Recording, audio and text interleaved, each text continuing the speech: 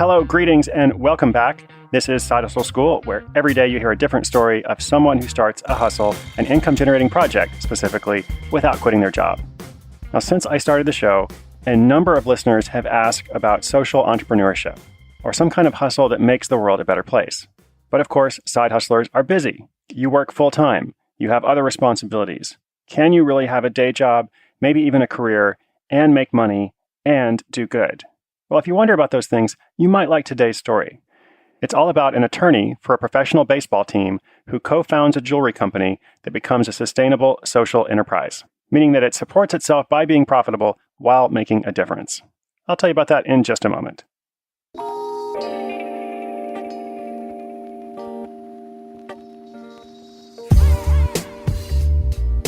Originally from upstate New York, Amy Peterson moved to Detroit after earning her law degree. Every day is different. She has no idea what will cross her desk, and Amy feels fortunate. She had always wanted to work with sports. Baseball was a huge deal for her during childhood, and that stayed with her throughout her life. Growing up, Amy describes her family as being working class and not having a lot of money.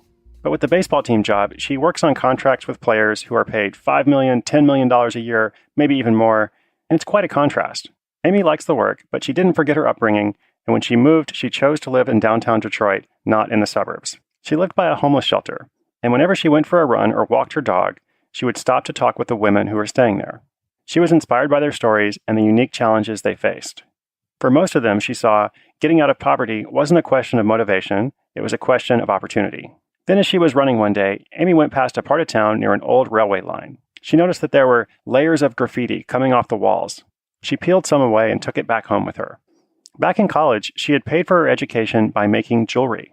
And that day, she had a big idea.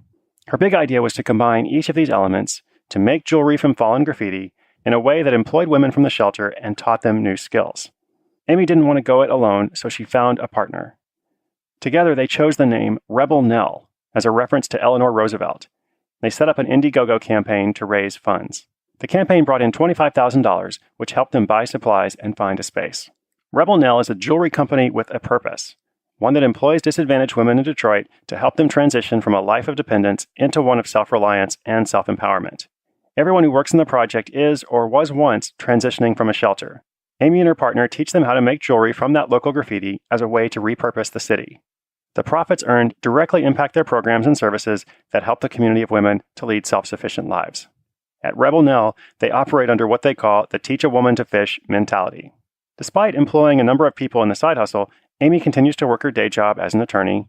But that's not all. Over the next 5 years, Amy and her partner hope to continue their pattern of growth while at the same time helping women who are ready for the next step in their professional path. They want each woman to be able to realize her dreams and watch them come to fruition.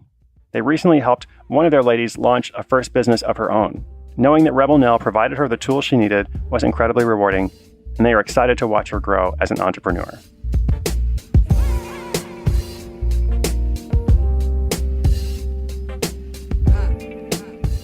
Amy used her skills as a lawyer and what she learned about making jewelry to pay her way through school to level up with this sustainable side hustle. Remember that one thing often leads to another, and everything is figureoutable, as I said recently.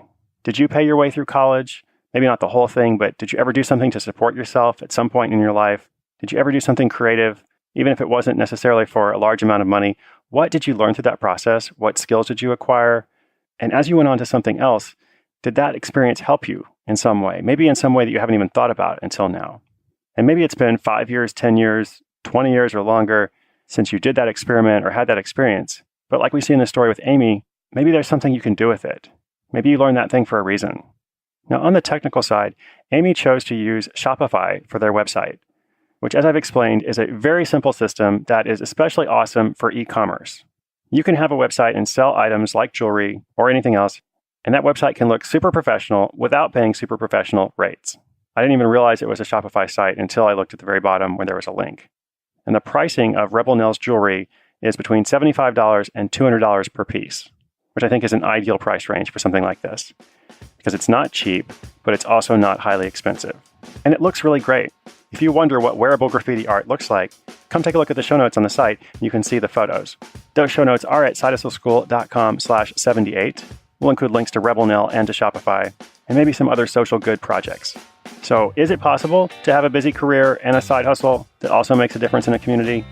The next time people ask, I'll think about Amy Peterson in Detroit. I hope that you are working on your hustle. Inspiration is good, but inspiration combined with action is so much better. I'm Chris Guillebeau. This is Side Hustle School, and I hope to see you tomorrow.